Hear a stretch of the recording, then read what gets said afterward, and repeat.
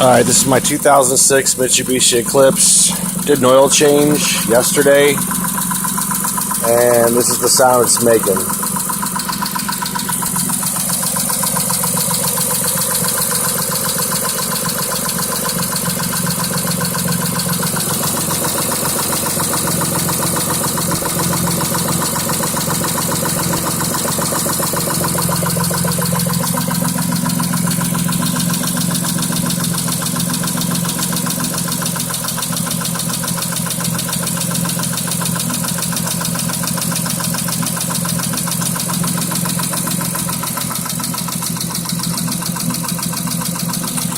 Anybody has any suggestions, please let me know.